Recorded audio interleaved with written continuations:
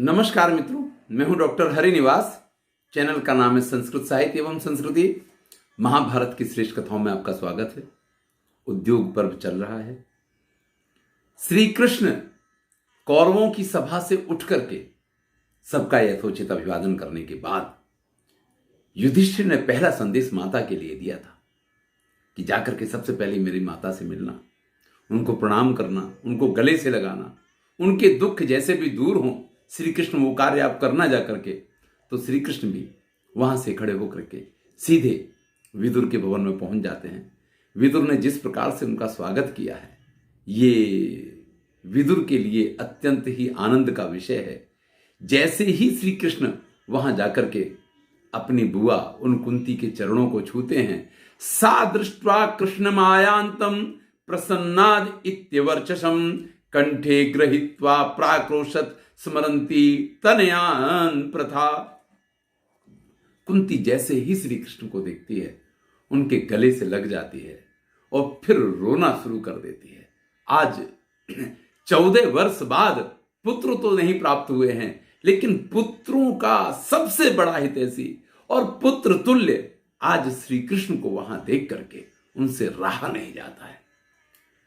उन सब के बीच में अपने पुत्रों के साथ जो हमेशा खड़े रहे हैं, उन श्री कृष्ण को देख करके कुंती जो है जोर जोर से रोने लग जाती है और फिर उनसे कहती है कि जिनको वन में जाने की आवश्यकता नहीं थी, जो वन में जाने के योग्य नहीं थे, मेरे वो पुत्र जब वन में गए हैं तो वो अकेले वन में नहीं गए हैं, वो मेरे हृदय को अपने साथ लेकर के गए हैं।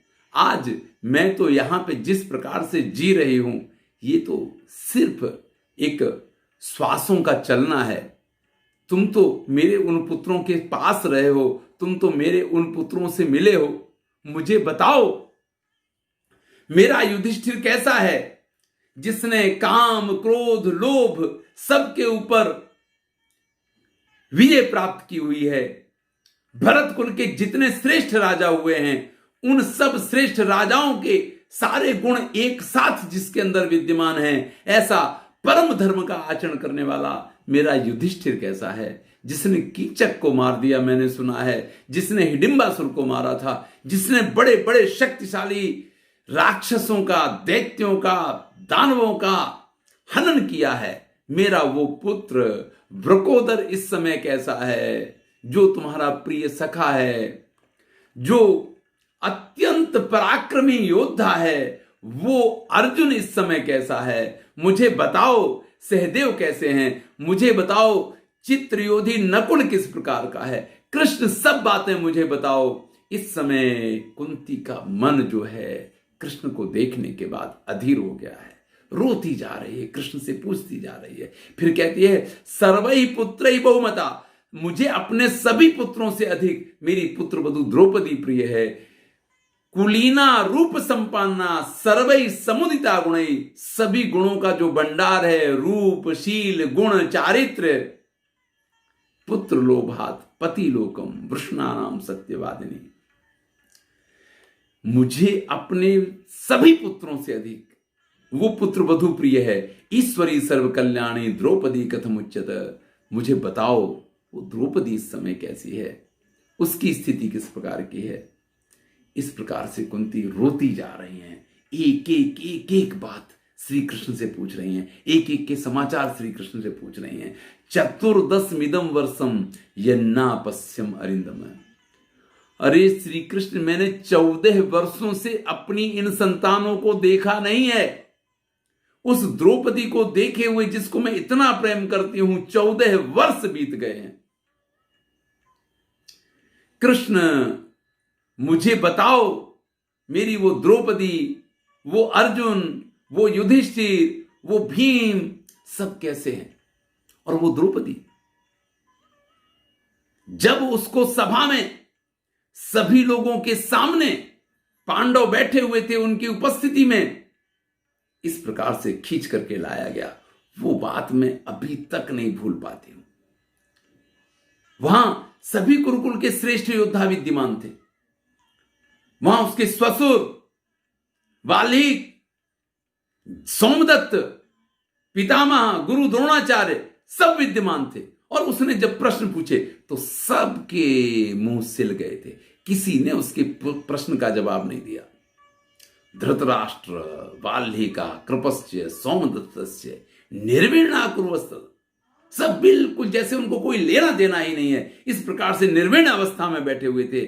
उस समय सिर्फ और सिर्फ विदुर ने खड़े होकर के ये कहा था कि द्रौपदी जो कह रही वो सत्य है, यहां दुर्योधन जो आचरण कर रहा असत्य का आचरण कर रहा है। वृत्तेन ही भवत्यार्यो ना धनेन न विद्या, व्यक्ति अपने पद से, अपने धन से, अपनी विद्या से कभी भी आर्य, श्रेष्ठ या सभ्य नहीं माना जाता है, वो अपने चारित्र से सभ्य माना जाता है। और सिर्फ इस पूरी हस्तिनापुर की सभा में विदुर ही ऐसे थे जिन्होंने अपने चारित्र के द्वारा इस चीज को सिद्ध किया है।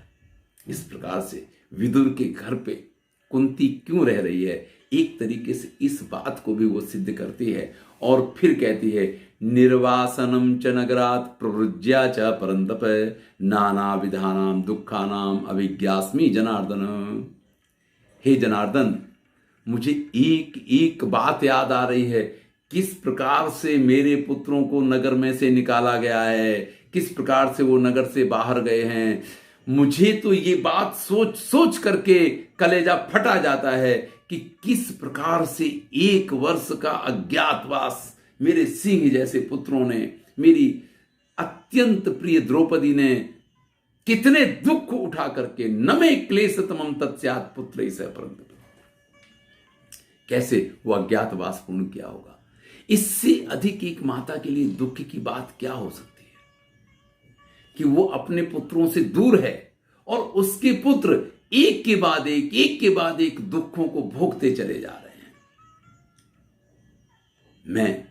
मैं किसी को दोष नहीं देती हूं, मैं न धृतराष्ट्र को दोष देती हूं, ना मैं सुयोधन को दोष देती हूं। मैं तो इस समय दोष दे रही हूं अपने उन पिता को, तुम्हारे उन पितामह को। श्री कृष्ण से कह रही है कुंती, तुम्हारे उन पितामह को जिन्होंने, जब मैं गेंद से खेला करती थी, इतनी छोटी थी, तभी मुझे कुंती भोज को दे दिया था। अपने मित्र के साथ मित्रता का निर्वाह करने के लिए मुझे अपने से दूर कर दिया था। देखिए, किसी पुत्री को उसके माता पिता से दूर कर दिया जाए तो उसका लालन पालन कितने भी आनंद से हुआ हो, लेकिन जिस दिन उसको ये बात याद आती है, पता चलती है, उस दिन उसको एक पीड़ा तो होती है। वो पीड़ा अवश्य होती होगी। आज कुंती जब बहुत दुखी है और उसके पास खड़ा कौन है, इस जगत का नियंता श्री कृष्ण स्वयं उनके पास, जो उनका भतीजा भी है, तो उसकी छाती से अपना सिर रख के और एक के बाद एक बात को याद कर रही है। और जब व्यक्ति दुख में डूबा होता है तो उसको हर वो बात याद आती है जिसने जीवन में कभी ना कभी उसको दुखी किया हो। तो आज वो कह रही हैं कि मैं सबसे पहले तो अपने उन पिताश्री को, जिन पिता ने मुझे अपनी मित्रता निभाने के लिए कुंती भोज की गोद में डाल दिया था, सबसे पहले तो मुझे उनसे शिकायत है कि उन्होंने मेरे साथ क्यों ऐसा व्यवहार किया, मुझे क्यों किसी और को सौंप दिया। फिर मेरा दुर्भाग्य, वैधव्य का आना, सारी चीजें, एक एक बात कुंती याद करती है और फिर उसको याद आता है। देखिए, ये इसी प्रकार का वो होता है कि व्यक्ति कभी दुख में डूबेगा, कभी सुख में आएगा। फिर उसको याद आता है कि जब अर्जुन का जन्म हुआ था उस समय आकाशवाणी हुई थी कि हे कुंती, तुम्हारा ये पुत्र विश्व विजय करेगा और अपने भाइयों के साथ मिलकर के 3 अश्वमेध यज्ञ करेगा। श्री कृष्ण, अभी वो अश्वमेध यज्ञ बाकी है। इसका मतलब है मेरे पुत्र की विजय निश्चित है, क्योंकि आकाशवाणी में जो बात कही गई है वो अगर गलत नहीं है तो फिर ये तो ब्रह्म वाक्य है। धर्म चेदस्ति वार्ष्णे यथा वाग अभ्यभाषत। धर्म अगर हमारे पक्ष में है तो जैसी आकाशवाणी हुई थी वो बात अवश्य सत्य होगी। मैं तुमसे प्रार्थना करती हूं, त्वं चापि तत तथा कृष्णे सर्वम संपादयिष्यसि। आप भी उनकी मदद करके और हर तरीके से उस कार्य को पूर्ण करने की कोशिश करेंगे। यहां कुंती भी श्री कृष्ण से यह बात कह रही है कि तुम्हारे ऊपर ही सारा दारो मदार है, सब तुम्हारे ऊपर ही है। और फिर कुंती श्री कृष्ण से कहती है, नमाम माधव वैदव्यम नार्थ नासो न वैरता। मुझे ना तो मेरा वैधव्य परेशान करता है, मेरी सारी संपत्ति का नाश हो गया वो चीज भी मुझे दुखी नहीं करती है, मुझे शत्रुता भी दुखी नहीं करती है। मुझे सबसे ज्यादा दुख होता है तथा शोकाय दहति यथा पुत्रे बिना भवा। जिस प्रकार से बिना कारण के मेरे पुत्रों को, जो अत्यंत शक्तिशाली हैं, अत्यंत पराक्रमी हैं, इस प्रकार से भटकना पड़ता है, इस प्रकार से पीड़ाएं सहन करनी पड़ती हैं, इस प्रकार से दुख उठाने पड़ते हैं, वो बात मुझे अत्यंत दुखी करती है।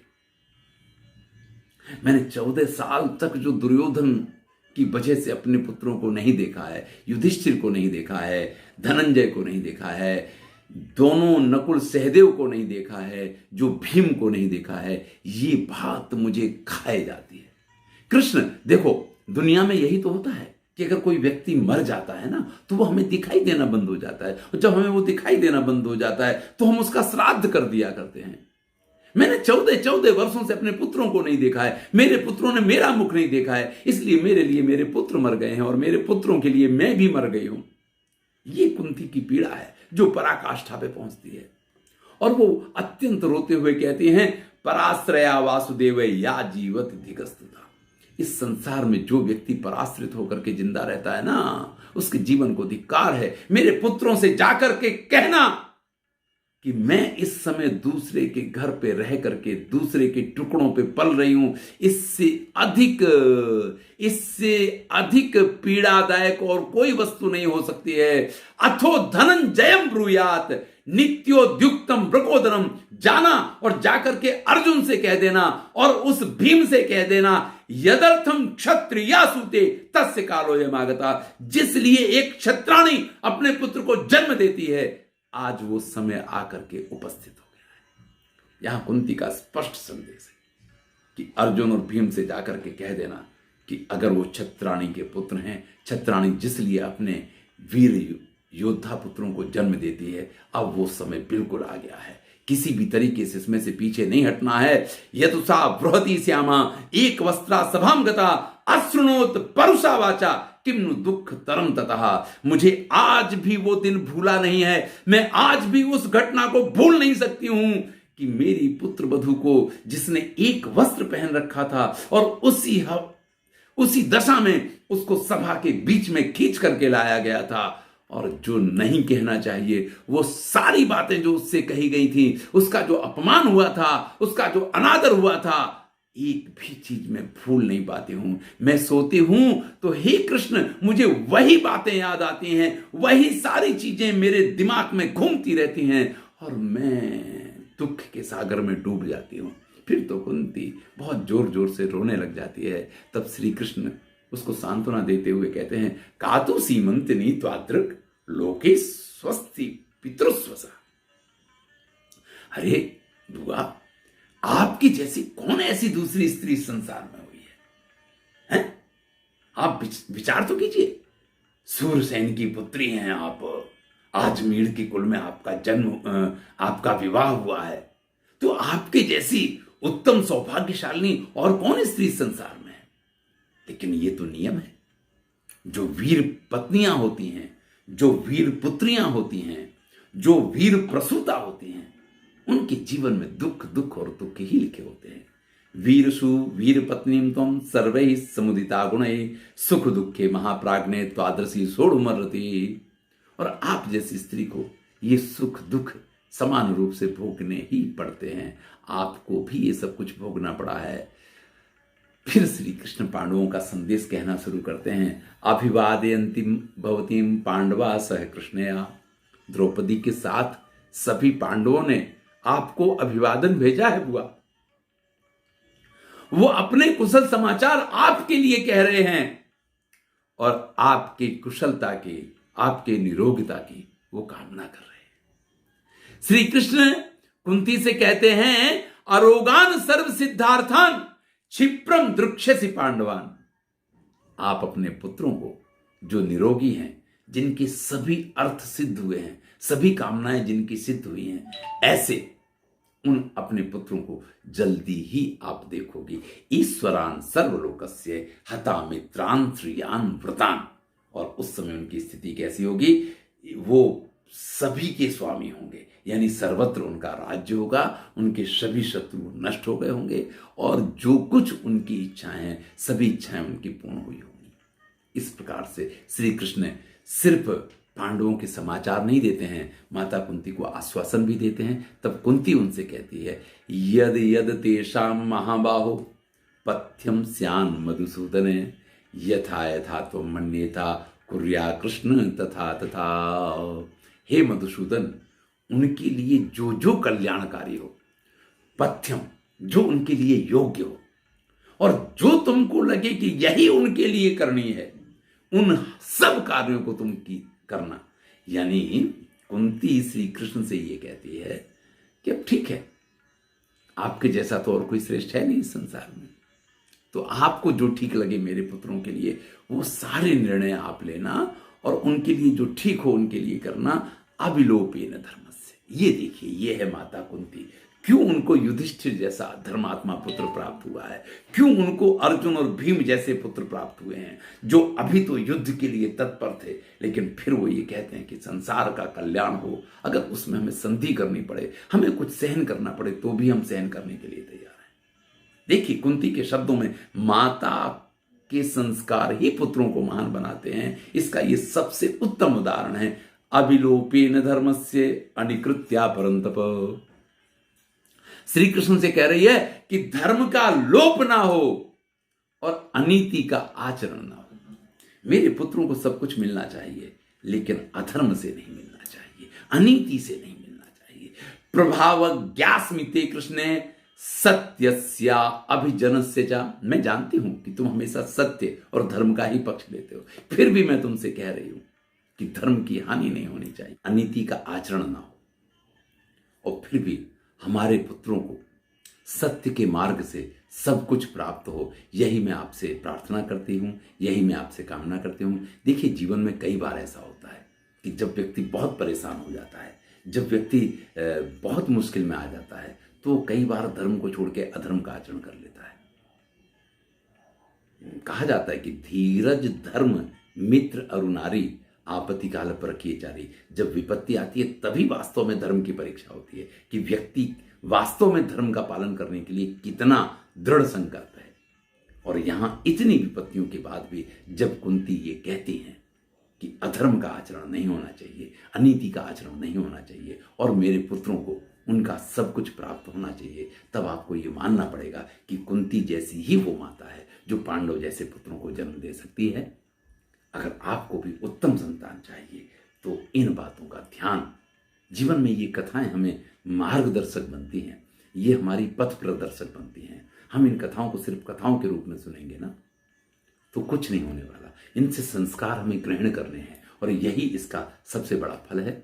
इसके बाद श्री कृष्ण वहां माता कुंती से मिलने के बाद फिर से दुर्योधन की सभा में जाकर के पहुंचते हैं। आगे क्या होगा इसको हम अगले वीडियो में सुनेंगे। मैं हूं डॉक्टर हरिनिवास और चैनल का नाम है संस्कृत साहित्य एवं संस्कृति। महाभारत की श्रेष्ठ कथाएं चल रही हैं, आनंद लीजिए। अगर अच्छा लगे तो चैनल को सब्सक्राइब कीजिए, मित्रों के साथ शेयर कीजिए।